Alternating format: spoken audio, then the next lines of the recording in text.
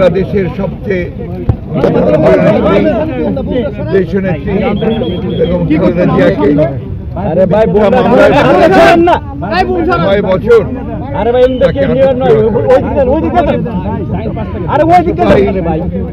আটক করে রাখা হয়েছে। আটক করে রাখার সময় তিনি অসুস্থ হয়ে পড়েন। অত্যন্ত অসুস্থ হয়ে তিনি হাসপাতালে ভর্তি হন। তারপরেই আমরা বারবার আওয়ামী লীগ সরকারকে হাসিনাকে আমরা রোধ করেছিলাম চিকিৎসার জন্য তাকে বাইরে যাওয়ার সুযোগ করে দেওয়া হবে, কিন্তু এই ফ্যাসিস্ট হাসিনা তিনি কোনো কথাতেই কর্ণপাত করেননি। আল্লাহর অশেষ রহমতে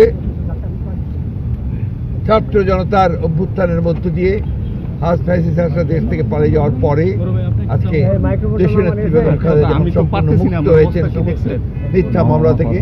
তিনি চিকিৎসার জন্য লন্ডনে গেছেন, এটা আল্লাহর কাছে শুকরিয়া জানাচ্ছি।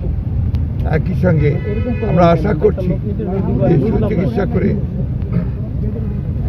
দেশনেত্রী বেগম খালেদা জিয়া আবার দেশের মানুষের কাছে ফিরে আসবেন। যাওয়ার সময় তিনি আবারও বলেছেন যে আপনি সকলকে বলবেন গণমাধ্যমের মাধ্যমে দেশবাসীকে যে তারা যারা আমার জন্য দোয়া করেন, আর আমিও আল্লাহ তার কাছে এই দোয়া চাইছি, আল্লাহ যেন এই দেশকে দেশবাসীকে যেন ভালো রাখেন, তাদের কল্যাণ করেন। রাজনৈতিক কোনো বার্তা দিয়েছেন কিনা? রাজনৈতিক বার্তা তো ওটাই, যেন ভালো রাখেন, সুস্থ রাখেন, গণতন্ত্রকে যেন প্রতিষ্ঠা করা হয়, গণতান্ত্রিক ব্যবস্থাকে যেন আমরা সবাই মিলে ফোল্ড করি। Thank you.